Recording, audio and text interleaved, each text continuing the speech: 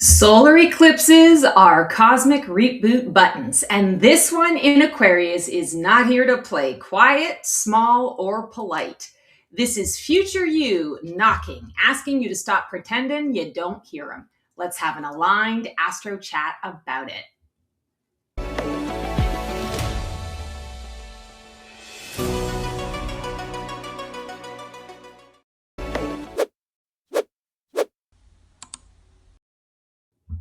Hello all, I'm Stacey the Black Feather Intuitive, and welcome to this segment of Aligned Astro Chat, where we are going to be talking about the solar eclipse that is coming up on February 17th. And I'm super pumped to be doing this particular reading with you because solar eclipses and lunar eclipses are so important. We cannot pass it by. Eclipses can be often very confronting, very discombobulating, and very dysregulating. So I want to say it's better to be well informed and to be completely in the know so that when life kind of happens during this window of time that you're prepared. And even though this solar eclipse is happening on February 17th in the sign of Aquarius, it is going to last, or the effects of it are going to last for about 6 months in your life. So it's really good to kind of have a heads up. So let's just talk a little bit about some of the particulars, and then we'll go into the reading and see how you can make this work for you. So this eclipse is a new moon solar eclipse at about 28 degrees of Aquarius. It creates a potent initiation of Aquarian themes. What are those themes? Innovation, community, freedom, non-conformity, beaten to the tune of your own drum, future thinking, and collective impact. How am I collecting the world? How am I affecting the world around me? It also activates all the fixed signs in astrology. So that's Taurus, Leo, Scorpio, and Aquarius. It's going to affect those areas in your chart a little bit more than some of the other areas. And if you happen to be a Taurus, Leo, Scorpio, or an Aquarius, this eclipse is also really going to be very potent for you as well. And it's going to really push deep change in your identity, your belonging, and again, that contribution to the collective. So I've created a spread. Let's take a peek and see what we can learn from this. And where is my deck? I'm going to be pulling cards from the Wheel of Fortune Tarot. I thought that would be very fitting, seeing as how we are in a Wheel of Fortune year. So without further ado, let's get to it. Okay, so the first question that we are going to be sort of evaluating and exploring here is, what outdated external role, obligation, or expectation am I officially done carrying? This is when Aquarius says to us, if it doesn't fit who you're becoming, it doesn't get to come with you. And this is really important for us to step into, because when we are going through an eclipse and it is a complete reset, it requires and sometimes even forces us to let go of things that we either are fully prepared to let go of or didn't know we needed to let go of. And so it's important to understand that. Interesting. Okay, so we've got the Seven of Wands. Seven of Wands is a card of boundaries, defensiveness, having to defend your territory. I also read this particular card as a card of knowing where your energy levels are, because you're in your zone of genius and others may want to learn from your zone of genius or take from your zone of genius and benefit from your zone of genius. Doesn't always mean that it's in a bad way. But depending on where your energy levels are at and what your goals are, you may have the energy to do that, or you may not want to do that. So I'm really feeling here that when we're talking about those outdated external roles, this is a kind of a message to say, pay attention to what you're really hanging on to and maybe being a little defensive about, and instead open your heart space wide. You know, defensiveness only serves to keep people out. It only serves to keep people at arm's length. And I don't feel that this is a time where we need to be doing that. In fact, it's the opposite. We need to be connecting with, reaching out to, and trying to formulate and strengthen and fortify the bonds that we have with others. And when we talk about community, yes, we can be talking about our community at large, the community that we live in, our neighbors, our grocers, our bakers, all that kind of stuff. But it also is about the community that we keep. And I like to call that our chosen family. So this also can reflect and refer to chosen family. Where are you keeping people out? Where are you maybe hoarding your zone of genius, or feeling somehow lesser than, that your zone of genius isn't worthy of being shared out in the world? Because that's something that is really going to need to go. Okay, next question. What could I benefit from big time during this eclipse if I'm willing to try something new? This could be a new idea, a new direction, new community, a new way of being. Yes, even if it feels weird. So this is an opportunity for you to, I'm going to say, spread your wings and fly, fly, fly, birdie, fly. Sorry, I'm trying a new kind of a reading mat, and we'll see if I stick with it or not. Okay. Oh, I love it. The star card. So this is the Aquarius card, and this is the card that says we have a new vision. It also is the card of healing. And I want to talk about healing a little bit first, because I feel like if we are not mentally, physically, emotionally, or energetically balanced, we're going to have a much more challenging time being able to navigate the waters of this particular eclipse. This eclipse is, again, encouraging you to be more external, to not be afraid to ask for help, to not be afraid to shine your light, and to share that light with others. The star card also says, are you walking your talk? Have you connected to your vision? Has the vision that you've created gone the extra mile? Is it big enough?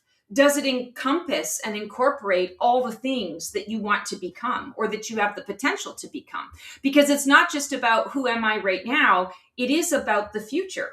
If I become this person, at this time, eventually when I become this person, I'm going to outgrow that and look for the next and look for the new. And so you want to make sure that everything that you've got has that focus also on the potential of how you will be growing in that regard as well. Obviously, you don't need to put a ton of focus on that right now, but it needs to be a consideration in your vision. This is the go big or go home card. And I feel like that's the message for you. So if you're willing to try something new, go in all the way. Don't half-ass it. Don't, half commit to it and say, well, I'll try it. It's a 6-week class. I'll try it for 2 weeks and see if I like it. No, commit to the 6-week class. You might decide at the end of that 6 weeks that it's not for you, so you just don't take the level 2. But absolutely commit to that 6 weeks and really learning. Be very present and focused with what you're learning. All right, I'm liking that one. Question 3. What wants to be birthed through me right now? Not someday, not when I'm ready, but now. This is about your contribution, your purpose, and your future self having some opinions. So let's see. Oh, I love it. We've got the Lover's card. Okay, so there's a little bit of nudity here, so I'm just going to kind of block that in case YouTube has a little tantrum. So what wants to be birthed through you right now is a deeper reflection and a deeper awareness and understanding of who you're becoming. And I want to say again, like, you're not doing this by yourself. You're actually doing this with another person, involving other people. We are all teachers and students to one another, and we are all, I want to say, here to provide a particular level of reflection. When you are connected to another person, pay attention to what you are seeing being mirrored back to you, because we all have those things within us, right? Like the people that we decide to do this wild ride called life with, we have different commonalities. We have different purposes for coming together. And usually when you're judging something in someone else, it's because it's somewhere inside you. And likewise and equally, when you are admiring something in somebody else and saying, wow, I wish I could be that, it's being mirrored back to you because you already have it within you. You can be that, and that reflection is inspiring you or encouraging you to kind of dig deep and find out where that is in your world and how you can bring that to your life. So when we talk about what wants to be birthed through you right now, in this moment, it's a connection to the inner wisdom. It's a connection to the inner knowledge, and it's a connection to other people from the perspective of what can I learn about myself through this interaction with you. Because when you learn that about yourself, you're able to really move into, I want to say, that future you that you are creating, that vision. And you're able to go big. And you're able to go big without it, I want to say, costing you a lot of time, energy, resource, stress, anxiety, money, for example. It's using the resources that are already within you. Loving that. Okay, we'll keep that on there. Question 4. Sorry, I have this all printed out so that I can be somewhat efficient today. Who am I actively becoming during this eclipse season? It's probably not who you were 5 minutes ago, just PS and FYI and spoiler alert. So, who are you becoming during this eclipse season? 8 of Pentacles. So, focused. Focusing on the attention, the details, the mastery. I feel like this particular eclipse season is really encouraging you, again, to not half-ass things. Even if it takes you a little bit longer to get something done, it's not about the perfection of it as much as it's about the mastery of the craft. And when you are, I like to say, bedazzling all of these pentacles, going from the basics to exciting, to fun, to, wow, that's so creative. And creative doesn't have to be in a traditional sense. Accounting can be creative, right? So get creative, allow that creative flow to happen. And I feel like when we talk about who you're actively becoming, when we talk about that mastery, it is the journey of learning the self. And what's interesting about all of this is it's learning the self through community and through others. So who you're becoming is basically, who are you spending your time with? Who are you engaging and interacting with? Be intentional about who you're choosing to spend your time with, because it is going to inform what you're becoming, how you're becoming it, and I want to say how big you're going to go.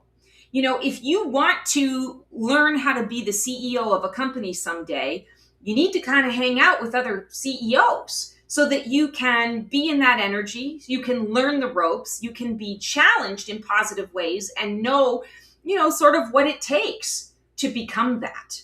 If you are wanting to be the CEO of a company and, you're hanging out with,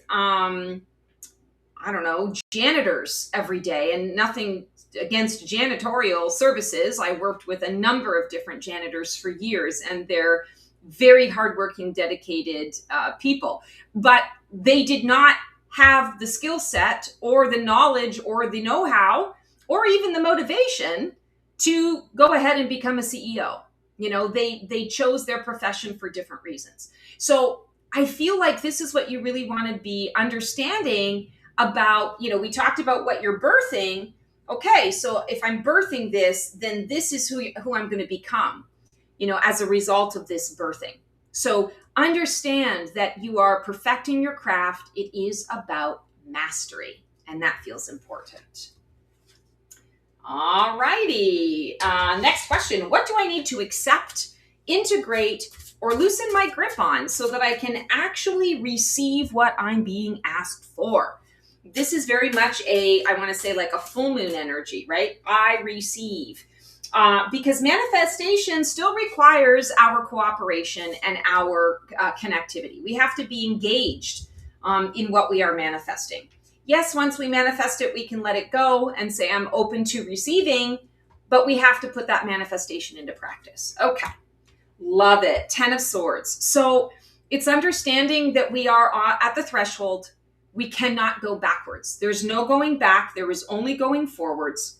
What does that actually look like for you? And I feel for some of us, the challenge here is going to be those surprise endings where you're like, okay, I didn't know that this had to go in order for this next phase to happen. And those surprise endings can be uncomfortable. They can be difficult. They can even be painful. So honor and acknowledge any grief or sadness connected to loss, especially those sudden losses. And understand that it's not the universe trying to be a big fat meanie.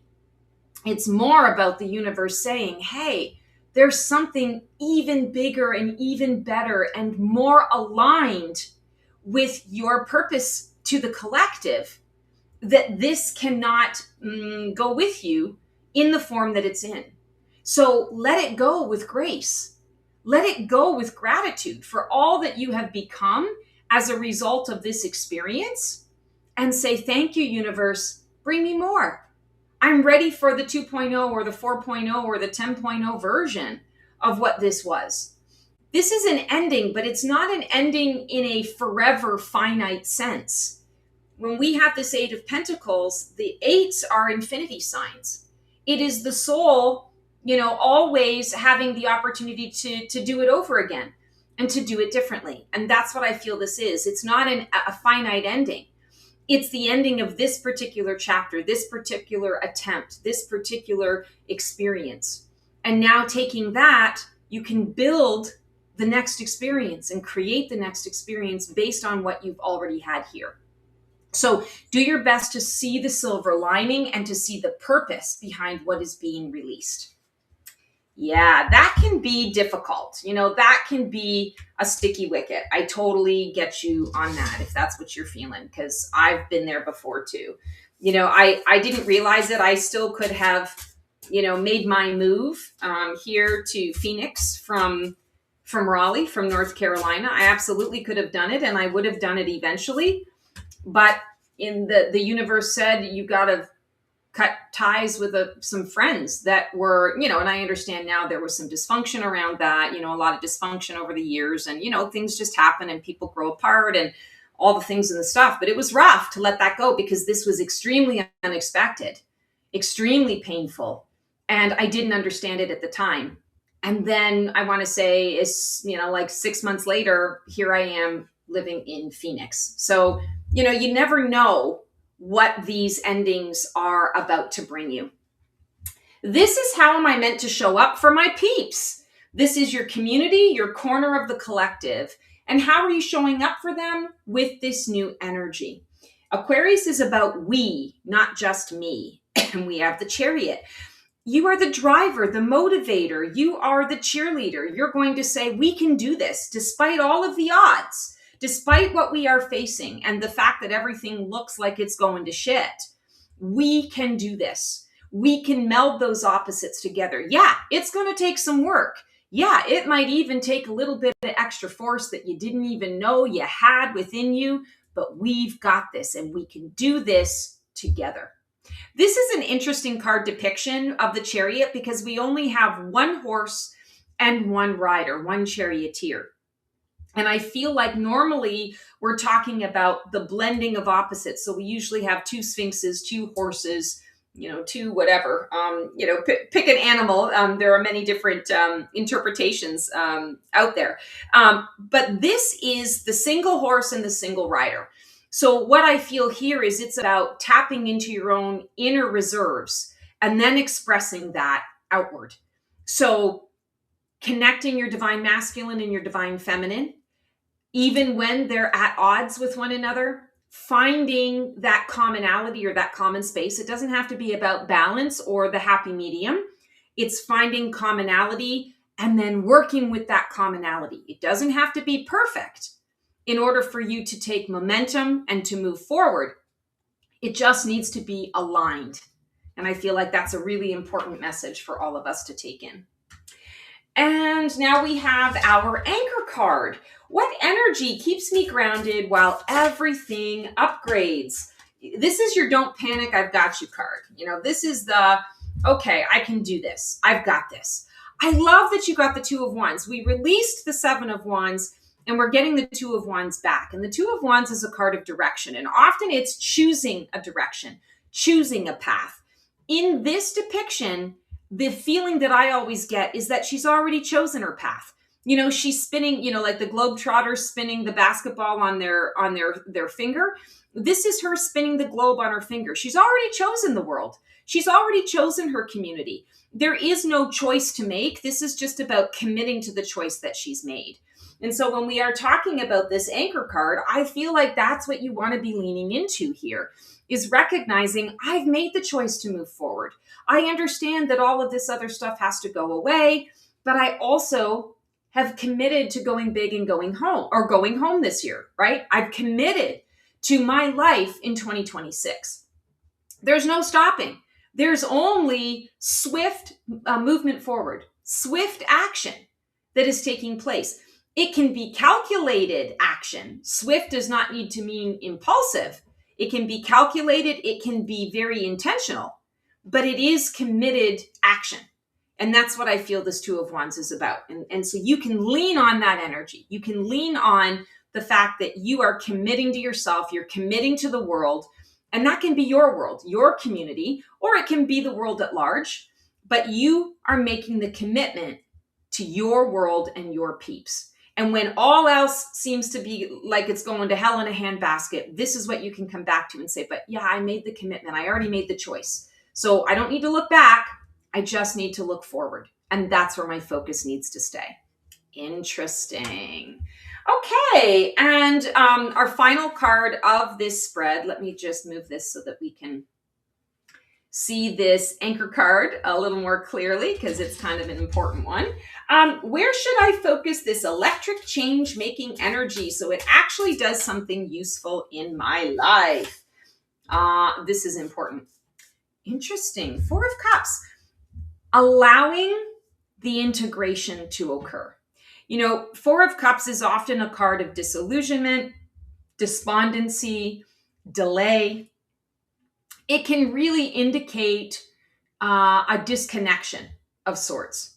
But I want to say, whenever we are kind of in a bit of a holding pattern or things aren't working out exactly the way that, we had planned or we thought they were, it's important to consider, what am I integrating at this time? Because there's a reason. There's always a divine timing for everything. And there's a reason why it may or may not be working out exactly the way you want it to be working out. Because it might be your human approach to it, not the spiritual perspective of what is transpiring. So when that Four of Cups comes in, celebrate it a little bit and just kind of tune in and ask, what is it that I'm integrating right now?